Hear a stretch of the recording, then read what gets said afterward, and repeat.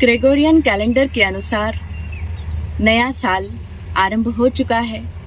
वर्ष 2024 की गिनती शुरू हो गई है और इस आने वाले नव वर्ष में हम लोग भी अब नए हो जाएं। हम अपने चित्तों को, अपने मन को, अपने दिमाग को अब बीती बातों में अटका कर ना रखें। जिस तरह से हमारे कैलेंडर्स बदल गए हैं, उसी तरह से अब हम भी चेंज हो जाएं, आगे बढ़ जाएं, विकसित हो जाएं। क्योंकि समय तो निरंतर आगे से आगे बढ़ता रहता है। हम भी उसी समय के साथ साथ आगे बढ़ते रहें। अपने आप को पुराने से बांध कर ना रखें। पुरानी यादों में, पुरानी बातों में, चाहे वो अच्छी हो चाहे वो बुरी हो, अब उन सब को अपने भीतर से विसर्जित कर दें और आगे आने वाले नए वर्ष का, नए दिन का स्वागत करें। कैसे कर पाएंगे स्वागत जब हम भी नए हो जाएंगे? तो आज से हम भी नए हो जाएं, यानी हर चीज को एक नए नजरिए से देखें। हम जिससे भी बात करें, जिसे भी देखें, तो उसे अतीत के साथ में ना देखें कि इसने पास्ट में ऐसा किया था, ये तो ऐसा ही है। उसके प्रति कोई पूर्व ग्रसित धारणाएं या मान्यताएं ना रखें। जो वर्तमान में हमारे सामने है, हम भी उसी वर्तमान को देखना सीखें। इसे कहते हैं एक नई दृष्टिकोण।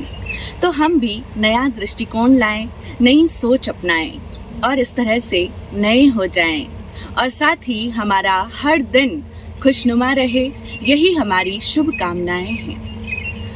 लोग कहते हैं कि हम लोग नए वर्ष के लिए कुछ संकल्प लेते हैं, न्यू ईयर रेजोल्यूशन होते हैं, जिससे कि हम पिछले साल से इस वर्ष कुछ अधिक बेहतर हो पाएंगे। तो हम कहते हैं कि अगर आप कुछ संकल्प लेना चाहते हैं तो ये संकल्प करें हम कि अब से हम अपने मालिक खुद होंगे।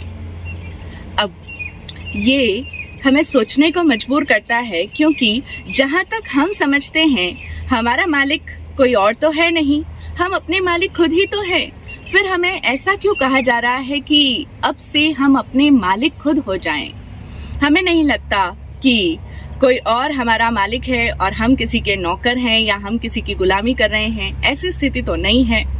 बेशक हम अपनी दुकान पर मालिक हैं, हम अपने ऑफिस में भी बॉस हो सकते हैं, हम अपने घर में भी स्वामी हैं, मालिक हैं, गृह स्वामी हैं अथवा गृह स्वामिनी हैं। तब फिर हम भला मालिक कैसे नहीं हुए? हाँ, दूसरों के संदर्भ में मालिक होना एक और बात होती है। जैसे हम दुकान में मालिक हैं, हम ऑफिस में मालिक हैं, हम घर में मालिक हैं, ये एक बिल्कुल अलग बात है। लेकिन हम यहाँ बात कर रहे हैं कि हम अपने खुद के मालिक हो जाएं, अपने खुद के स्वामी हो जाएं, और वो अभी हम नहीं हैं। हम अपने मालिक इस तरह से नहीं हैं कि जब भी हम कुछ इच्छा करते हैं और वह नहीं पाते हैं, यानी जब भी हमारे मन में कोई चीज पाने की इच्छा होती है और हमें वह नहीं मिलती है और यह बात हमें बुरी तरह से परेशान कर देती है, हम उस वस्तु के ना मिलने से बहुत बेचैन हो जाते हैं, बहुत आकुल व्याकुल हो जाते हैं, हम विचलित हो जाते हैं। तो इसका मतलब कि उस वस्तु ने हमें अपने वश में कर लिया है, यानी अब हम उसके वश में चले गए हैं। अब वो हमारी मालिक बन चुकी है, क्योंकि उसके ना होने से हम परेशान हो रहे हैं। इसका मतलब ही है कि अब वो हमारी मालिक बन गई है और फिर जिसने हमारे ऊपर मालिकाना हक जमा लिया है, उसने हमारी शांति को भी अपने वश में कर लिया है। अब हमारी शांति उस वस्तु के कंट्रोल में है, क्योंकि वो अगर नहीं मिल रही तो हम शांत नहीं रह पाते हैं। और फिर बड़े मजे की बात यह है कि ऐसी कोई एकाध चीज नहीं है कि जिसके ना होने से हम परेशान होते हैं, विचलित होते हैं। ऐसी कई सारी इच्छाएं हैं हमारे मन में जो कि पूरी नहीं हो पाती है, और जब वे पूरी नहीं हो पाती, हमारे मनोनुकूल कुछ भी नहीं हो पाता, तब हम कितने ज्यादा परेशान होते हैं, हम कितने ज्यादा आकुल व्याकुल बेचैन परेशान पीड़ित रहते हैं। तो इसका मतलब कई सारी ऐसी चीजें हैं जिसने हमारी शांति को अपने कंट्रोल में ले रखा है और जिसने हमारे ऊपर अपनी मलकियत स्थापित कर ली है। इसीलिए तो कहते हैं कि जितने हमारे बाहरी रूप से स्वामी होंगे उतने ही हम कम शांतिपूर्ण होते जाएंगे, क्योंकि बहुत सारी ऐसी बातें हैं जो हमारे स्वामी बन चुकी है। और जितने बाहरी रूप से हमारे ये स्वामी होंगे, चाहे वो कोई चीज की इच्छा हो सकती है हमारी, चाहे वो किसी व्यक्ति के प्रति हमारी इच्छा हो सकती है, चाहे वो कोई पर्टिकुलर लाइफस्टाइल को जीने की हमारी इच्छा हो सकती है, कहीं घूमने जाने की इच्छा हो सकती है, ये इतनी तरह की जो इच्छाएं हैं जिसने हमें अपने कंट्रोल में ले रखा है, जिनके पूरी ना होने से हम विचलित होते हैं। तो जितने हमारे ये सब स्वामी बन बैठे हैं उतने ही हमारा व्यक्तित्व कम शांतिपूर्ण होता चला जा रहा है। इसीलिए तो आजकल लोग सबसे ज्यादा सर्च में रहते हैं पीस ऑफ माइंड की। किसी से भी पूछो क्या चाहिए, लोग कहते हैं बाकी सब तो है, बस एक पीस ऑफ माइंड नहीं है, शांति नहीं है, सुकून नहीं है।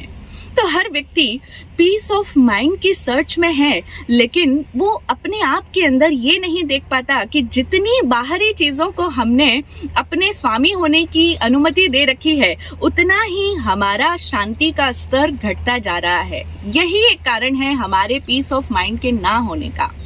तो इसका मतलब जितनी ज्यादा इच्छाएं हमारे मन में, उतना ही पीस ऑफ माइंड हमारा कम से कम तर होता चला जाएगा।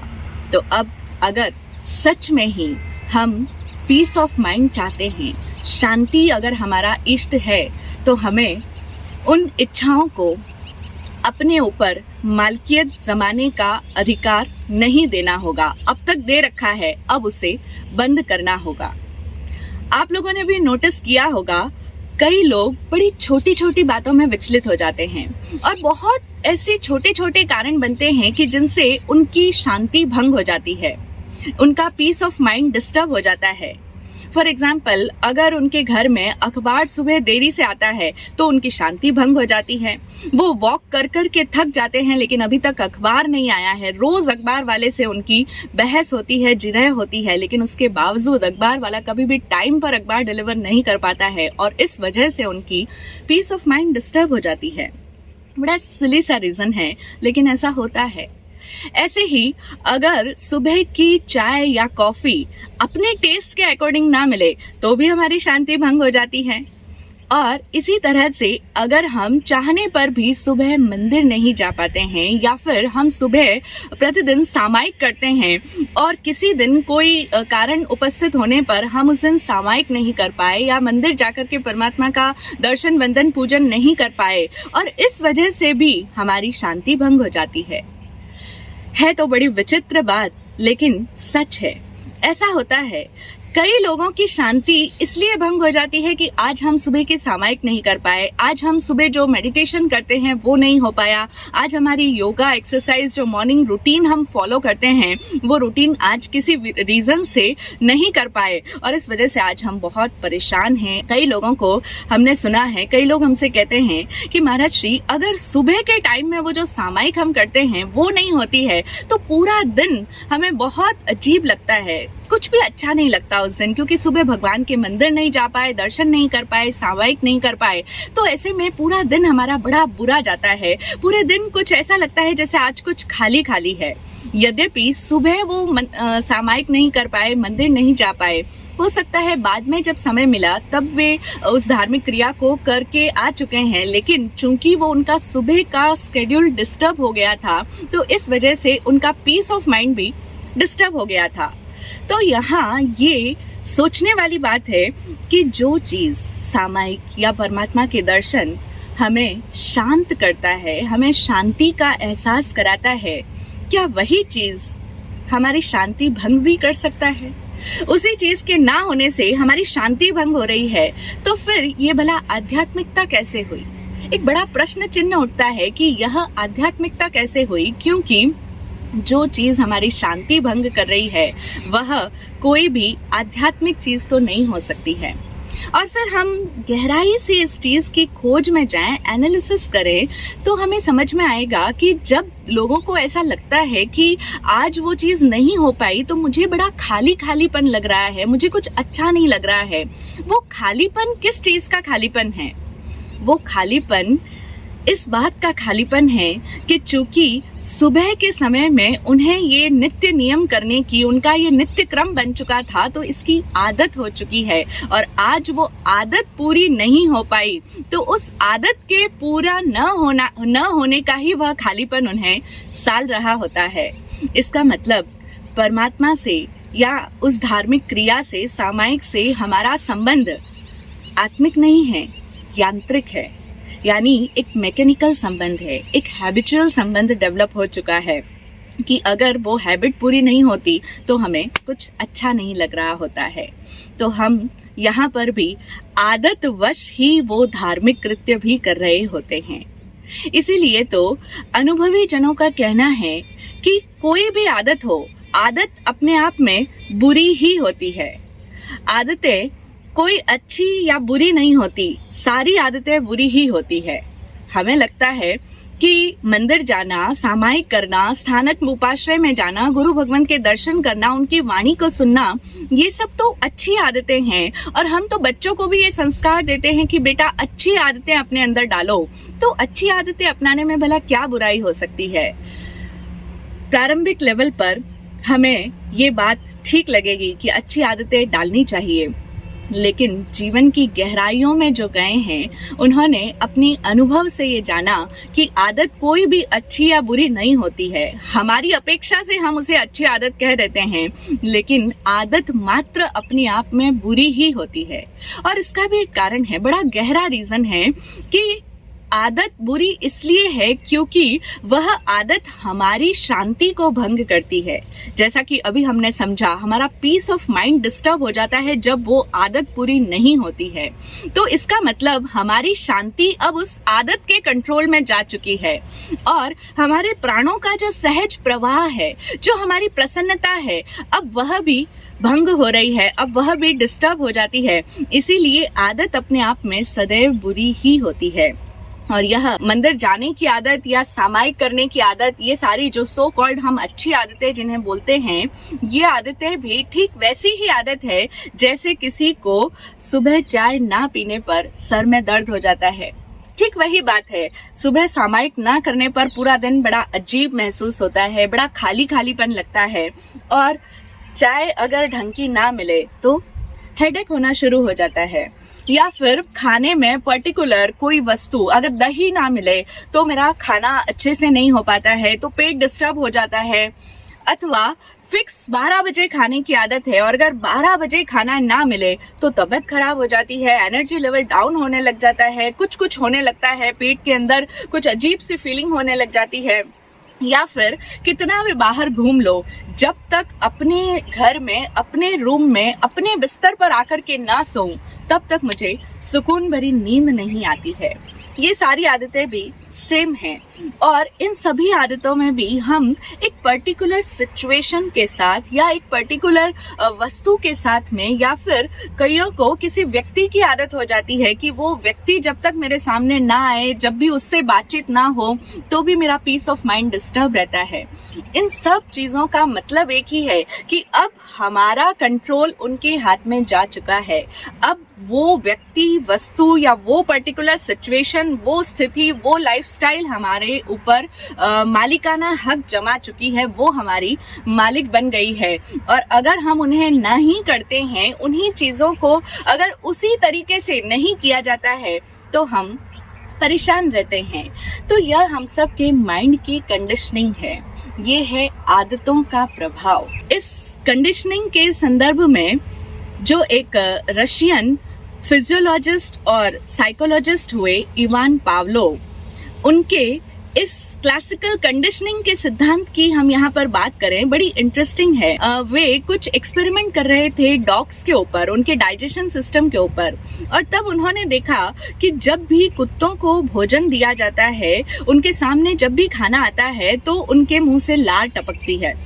स्वाभाविक बात है, ये एक नेचुरल स्टिमुलस है कि जब भी हमारे सामने भोजन आएगा, जैसे हम भी अपनी कोई मनपसंद चीज आते ही कहते हैं अरे वाह मुंह में पानी आने लग गया, तो उसी तरीके से कुत्तों की भी लार टपकने लगी थी। उन्होंने ये चीज देखी, फिर उन्होंने पाया कि जब कुत्तों के सामने भोजन अभी आया नहीं है लेकिन आने वाला है, तो दूर से ही उस भोजन की सुगंध से ही उनकी लार टपकनी शुरू हो गई। फिर उस भोजन को लाने वाली जो गाड़ी है या जो व्यक्ति है, जब अगर वो अभी दूर से आ ही रहा है, भोजन की तैयारी ही हो रही है, उस समय से ही कुत्ते की लार टपकनी शुरू हो गई थी। तब उन्होंने एक एक्सपेरिमेंट किया। उन्होंने जब भी कुत्तों को भोजन दिया जाता उससे पहले वो एक मेटल की बेल बजाया करते थे। तो वो जब भी घंटी बजती थी तो उसके पश्चात ही हमेशा कुत्तों का भोजन आता था और कुत्ते भोजन करते थे। अब कुत्ते का भोजन के साथ में तो स्वाभाविक संबंध है, समझ में आता है कि भोजन को देख के उसका ये रिस्पॉन्स होता है कि उसकी लार टपकनी शुरू हो जाती है। लेकिन अब घंटी बजने का भोजन के साथ में कोई संबंध नहीं है, ये एक बिल्कुल ही डिफरेंट चीज है। लेकिन रोज उन्होंने ऐसा करना जारी रखा। हर दिन जब भी कुत्तों का भोजन आता उसके पहले घंटी बजाया करते थे, घंटी बजती थी।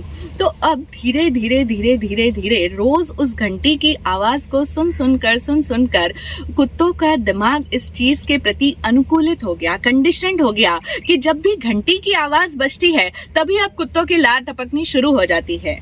वे कुत्ते जो पहले भोजन को देखकर लार टपकाया करते थे, अब वे सिर्फ घंटी की आवाज सुनने मात्र से ही लार टपकाने लग गए हैं। ये है कंडीशनिंग का जादू, क्योंकि अब उनका माइंड भोजन के साथ साथ उस घंटी की आवाज से भी कंडीशनड हो चुका है कि अब वो आवाज आएगी और तभी उनके अंदर वो इफेक्ट्स आने शुरू हो जाएंगे। इसको हम बोलते हैं कि अनुकूलनता का प्रभाव ये होता है। जब हमारा माइंड किसी भी चीज से इस तरह से कंडीशन कर दिया जाता है तो उसका रिस्पॉन्स, कंडीशन रिस्पॉन्स अब इस तरीके से आने लगता है।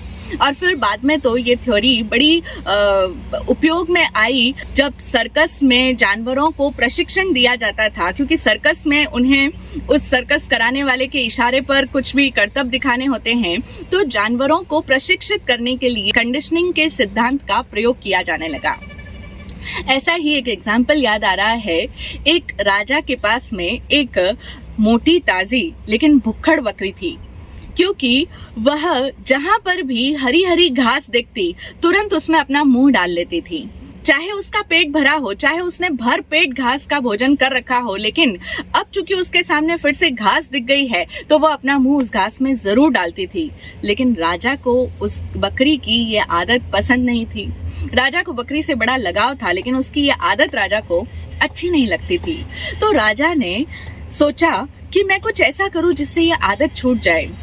राजा ने उस बकरी का पूरा पेट भर देने वाले के ऊपर 1 लाख रुपए इनाम की घोषणा की कि कोई इसका इतना पेट भर दे कि अब वो कभी भी घास को देख करके उसमें मुंह ना डाले। कई बड़े बड़े सेठ लोग आए, बकरी को लेके गए। उन्होंने दिन रात सुबह शाम बकरी को ताजा हरी हरी घास खिलाई, लेकिन इसके बावजूद वे उस बकरी की उस आदत को नहीं बदल पाए। पशु है, पशु की स्वाभाविक आदत होती है कि वह जब भी घास देखेगा उसके पास में जाएगा ही, उसमें मुंह डालेगा ही। तो उसकी वो आदत कोई नहीं बदल पाए। अंत में एक संत आए। संत को देखा राजा ने, बड़े पतले दुबले से संत है। उनको देख करके राजा को हंसी आ गई। राजा ने व्यंग्य किया कि आपके पास तो खुद के खाने के लिए ही पर्याप्त भोजन नहीं होगा, ऐसे में आप मेरी इस बकरी को भरपेट भोजन कैसे करा पाएंगे। लेकिन उन संत ने चैलेंज को एक्सेप्ट किया था। संत ने राजा की ये बात सुनकर के कुछ नहीं कहा, सिर्फ मुस्कुराए और उस बकरी को लेकर अपनी कुटिया में आ गए। बकरी को उन्होंने बाहर खूंटे से बांध दिया और उसके सामने ताजा हरी घास रख दी। स्वयं भी वहीं पास में कुर्सी लगाकर एक छड़ी हाथ में लेकर बैठ गए।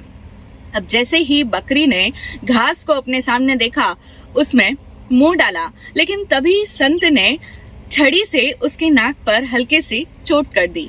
चोट खाते ही बकरी कुछ कदम पीछे हट गई, क्योंकि उसको चोट जो लगी है। कुछ देर हुई और बकरी ने फिर से घास खाना चाहा। घास में जैसे ही मुंह डाला, संत ने फिर से उस पर छड़ी से हल्का सा प्रहार कर दिया। फिर से चोट खाकर वह पीछे हट गई। इस तरह से 1, 2, 3, 4, 5 बार नहीं, कई बार यही सिलसिला चलता रहा। संत वहीं पर रहे और हर बार बकरी को उस घास में मुंह डालने से रोकते रहे उस छड़ी के माध्यम से। और ऐसा 1 नहीं, 2 नहीं, 3 नहीं, पूरे 4 दिन तक संत ने उस बकरी के साथ यही किया। उस बकरी को एक तिनका भी घास का खाने नहीं दिया। अब तो सिचुएशन ऐसी हो गई कि बकरी जब भी घास को देखती, पहले ही उसकी नजर संत के हाथ में पड़ी उस छड़ी पर चली जाती थी। घास को देखते ही उसकी नजर संत पर और उस छड़ी पर जाने लगी। यह स्थिति देखकर अब संत उस बकरी को वापस राजा के पास लौटा कर ले गए। जैसे ही राजा ने उस बकरी की हालत देखी, राजा के मुख से चीख निकल पड़ी। राजा चिल्लाने लग गए कि हाय मेरी बकरी की ये क्या दशा कर दी है, हाय तुमने तो मेरी बकरी को भूखा ही मार दिया है। राजा का चिल्लाना स्वाभाविक था, राजा की वह प्रिय बकरी थी और अब वह 4 दिन से कुछ भी नहीं खाई हुई थी। इसी कारण से वह बिल्कुल पिचक गई थी, सिकुड़ गई थी। तो इसीलिए राजा चिल्लाए, हाय मेरी बकरी को तुमने भूखा मार दिया। यह सुनकर संत ने कहा, नहीं महाराज, यह तो आपकी याद में पतली हो गई है, बाकी इसका पेट इतना भर गया है कि अब यह घास में मुंह नहीं डालेगी। राजा ने कहा, अच्छा ऐसी बात है, तुम्हें पूरा विश्वास है? संत ने कहा, हाँ। राजा ने ताजा हरी घास वहां पर मंगवाई। संत भी वहीं पास में बगल में छड़ी दबाए खड़े हुए थे। अब राजा ने उस बकरी के पास में जाकर के उसे प्यार से पुचकारा, उसे घास खाने के लिए प्रेरित किया। लेकिन जैसे ही बकरी ने घास को देखा, बकरी की नजर संत और उनके हाथ में रही हुई उस छड़ी पर पड़ गई। संत ने भी अपने बगल में दबाई उस छड़ी को जरा सा हिला दिया। जैसे ही बकरी ने संत की छड़ी को देखा, बकरी तुरंत 4 कदम पीछे हट गई, क्योंकि बकरी की कंडीशनिंग हो चुकी थी। जैसे ही वह घास को देखती, उसकी नजर छड़ी पर जाती और छड़ी को देखते ही वह डर करके, क्योंकि उसे हर बार इतनी चोट लगी है, तो इस वजह से वह पीछे हट गई। जैसे ही बकरी 4 कदम पीछे हटी, राजा ने फिर से उसे प्रेरित किया, लेकिन बकरी फिर से छड़ी को देखती और पीछे हट जाती। तब संत ने कहा, नहीं खाएगी महाराज, नहीं खाएगी, ये बकरी अब बिल्कुल भी घास को नहीं खाएगी, घास में बार बार मुंह नहीं डालेगी, ये पूरी तरह से इसका पेट भर चुका है। राजा ये देखकर हैरान हो गए कि कैसे संत ने उसकी इस आदत को, घास में मुंह डालने की आदत को चेंज कर दिया। संत ने इसी कंडीशनिंग की थ्योरी का इस्तेमाल किया था। कहीं हम सबके माइंड भी इसी तरह से कंडीशन तो नहीं होते हैं? बिल्कुल होते हैं। अगर हम अपने आप का एनालिसिस करेंगे तो हमें भी समझ में आएगा कि हम सबके माइंड भी कितनी तरह की सिचुएशंस के साथ में कंडीशनड हो जाते हैं कि ऐसी ऐसी परिस्थिति होगी तो ऐसे में हमारा यही रिस्पॉन्स आएगा। जब भी कोई हमें कुछ पर्टिकुलर शब्द कहता है और हम तुरंत गर्म हो जाते हैं, हमारा दिमाग गर्म हो जाता है, हम तुरंत गुस्सा होने लगते हैं और सामने वाले व्यक्ति को भी अच्छी तरह से पता है कि इसकी कब ये नस दबानी है कि तुरंत ये आग बबूला हो उठेगा, क्रोधित हो जाएगा। तो ये क्या है? हमारे माइंड की कंडीशनिंग कि ऐसा ऐसा मुझे कहोगे और तुरंत मुझे गुस्सा आ जाएगा, अथवा मुझे कोई इस तरीके से प्यार भरे शब्द बोलेगा, मेरी जरा सी कोई तारीफ कर दे और मैं प्रशंसा पाकर के बहुत खुश हो जाऊंगा। यह भी कंडीशन बिहेवियर है। तो हम सब के रिस्पॉन्स इसी तरीके से कंडीशनड है, क्योंकि हमारी वो आदतें बन चुकी है। इसीलिए तो हम कहते हैं ना, हमारे बिहेवियरल पैटर्न्स होते हैं, हमारे बोलने के भी पैटर्न्स बन जाते हैं, हमारे थॉट पैटर्न्स भी बन जाते हैं। ये पैटर्न्स क्या है? ये पैटर्न्स का मतलब है कि आपने जब भी कोई एक चीज करी और फिर उस चीज का बार बार दोहराव होता गया, तो वो दोहराव, वो बार बार उस पर परत दर परत चढ़ती चली गई और फिर अब वो हमारा एक फिक्स हमारा पैटर्न बन चुका है। आदतों का ये इतना बड़ा मजबूत एक ढांचा बन जाता है कि अब इस बुरी कदर से हम सब लोग इन आदतों के चक्रव्यूह में फंसे हुए हैं कि इनसे निकलना आसान बात नहीं रह जाती है। बहुत मुश्किल होता है अपने उन हैबिट्स को छोड़ पाना। सिर्फ ऐसा ही नहीं है कि जो लोग शराब पीने के आदी हो चुके हैं, सिगरेट या कोई भी ऐसी नशे करने की आदत के आदी हो चुके हैं, उनसे ही ये आदतें नहीं छूटती। सिर्फ ऐसा नहीं है, हमारी ऐसी आदतें जिनको हम ध्यान भी नहीं देते क्योंकि हमारी नज़र में वो अच्छी आदतें होती है। हम कहते हैं बस हमारी आदत है, रात को मुझे गर्म पानी पी के सोने की आदत है, मुझे ब्लैक टी पीने की आदत है। ऐसी कई सारी हमारे अंदर आदतें डेवलप हमने कर दी है, हैबिट्स का फॉर्मेशन हो चुका है और माइंड उसी तरीके से कंडीशन हो चुका है कि अब वो चीज़ नहीं मिलती है तो हम चिल्लाने लगते हैं, हम परेशान हो जाते हैं। तो इस तरीके से हम सब की ये ऐसी कई सारी आदतें हैं जिनकी वजह से हम उस चक्रव्यूह में इतने उलझ गए हैं कि अब हमने अपनी मालकियत उन आदतों के हाथों में दे रखी है। इसीलिए हमने कहा कि हम इस वर्ष अपने मालिक बने, हम अपने मालिक खुद बनेंगे। इसके लिए हमें इन आदतों के चक्रव्यूह से बाहर आना होगा, वरना अभी की स्थिति तो ये है कि इन आदतों ने, इन लतों ने, आदत को लत भी कहते हैं, तो इन लतों ने हमें, हमारे पूरे अस्तित्व को ही ऐसा बना दिया है कि बस वो एक कंपल्शन आएगा, वो एक फोर्स आएगा और हमें वो करने के लिए मजबूर होना पड़ेगा। तो इसका मतलब हम एक रोबोट की भांति हो गए हैं। जिस तरह से रोबोट जैसा उसके अंदर सिस्टम फीड किया हुआ होता है उसी तरीके से वो कार्य करता है। हम भी तो ऐसे ही हो गए हैं, हमारा पूरा अस्तित्व भी रोबोट नुमा बन गया है। निस्संदेह आज का जो अब युग आ रहा है, आने वाला युग रोबोटिक युग है। सब जगह आर्टिफिशियल इंटेलिजेंस, चैट जीपीटी का बोलबाला है। आप कोई भी चीज किसी भी मशीन के थ्रू करवा सकते हो। हमारे कई सारे कार्य मशीनों के थ्रू, इन चैट जीपीटी और आर्टिफिशियल इंटेलिजेंस के थ्रू बड़ी इजीली हो जाते हैं। हमें खुद को कुछ करने की जरूरत ही नहीं है। रोबोट्स या वो जो इंटेलिजेंस है आर्टिफिशियल, वो कृत्रिम बुद्धिमत्ता सब कुछ करने में सक्षम हो गई है। तो ऐसे समय में और भी ज्यादा जरूरी हो जाता है कि हम अपने अस्तित्व को रोबोटिक ना बनने दें, हम अपनी स्वतंत्र चेतना का विकास करें। कब कर पाएंगे? जब हम इन आदतों के जाल से बाहर आएंगे। अन्यथा अभी की जो स्थिति है उसमें तो हम भी रोबोट से कुछ ज्यादा नहीं है, हमारा अस्तित्व भी रोबोट जैसा ही है।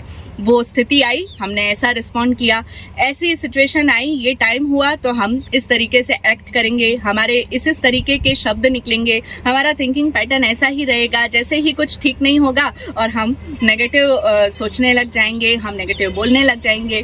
सब कुछ हमारे बारे में प्रेडिक्टेबल है। We are so much predictable. फिर ऐसे में हमारी चेतना का भला क्या मूल्य हुआ?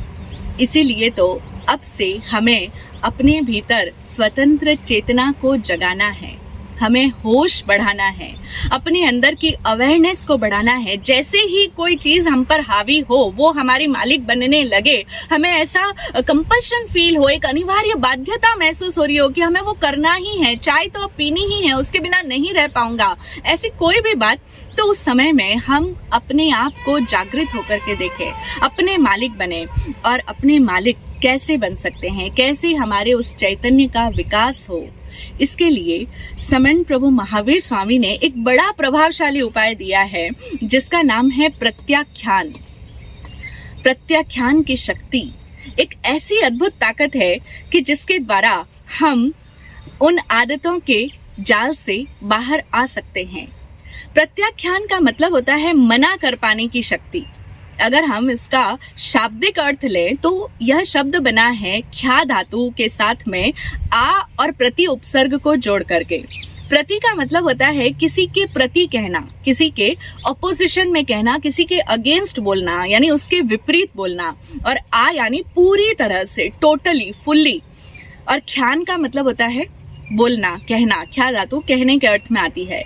तो प्रत्याख्यान ये प्रभु महावीर के द्वारा दी गई एक साधना पद्धति है, एक ऐसी अद्भुत प्रणाली है जिसके द्वारा हम अपनी विल पावर को डेवलप कर सकते हैं, हम अपने भीतर के उस चैतन्य को जगा सकते हैं, बढ़ा सकते हैं, अपनी संकल्प शक्ति का विकास कर सकते हैं।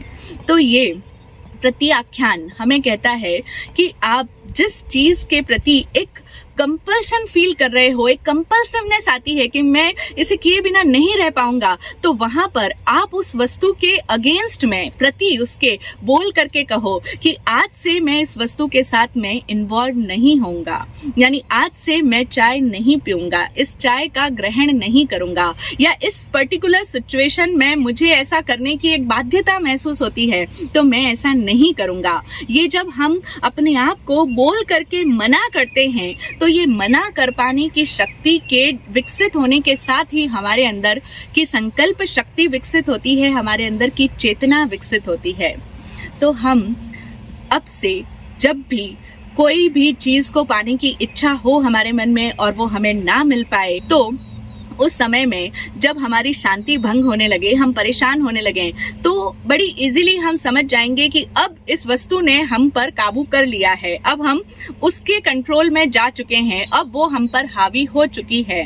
तो ऐसे समय में अपने भीतर की उस प्रत्याख्यान की शक्ति को जगाएं, यानी उस मना कर पाने की शक्ति को प्रयोग में लाएं और बोल करके कहें कि आज से 1 सप्ताह तक 7 डेज मैं इस वस्तु को उपयोग में नहीं लाऊंगा, या मैं इस सिचुएशन में ऐसा कुछ भी नहीं बोलूंगा।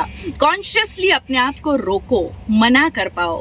तो इस तरीके से 1 सप्ताह तक हम उसको प्रयोग में लाएं और फिर से हम उस वस्तु के पास जा सकते हैं। अपने आप को टेस्ट करें, अपने आप का निरीक्षण करें कि अब जब मैं उसके पास गया तो क्या मेरे अंदर का वो जो कंपल्शन था, वो जो उस चीज को करने के लिए मैं एक बहुत बुरी तरह से प्रेरित हो जाता था, उसमें कमी आई या नहीं आई। और अगर फिर भी आपको लगे कि उसे नहीं करने पर फिर से मुझे वही दुख महसूस हो रहा है, वही परेशानी हो रही है, वही मेरा पीस डिस्टर्ब हो रहा है, मैं विचलित हो जाता हूँ, तो इसका मतलब अभी तक भी वो ही आदत हम पर हावी है, उसने हम पर ही काबू पाया हुआ है, अभी तक भी वो ही हम पर कंट्रोल कर रही है। तो फिर से प्रयास करें, फिर से 1 सप्ताह तक के लिए उससे दूरी बना ले।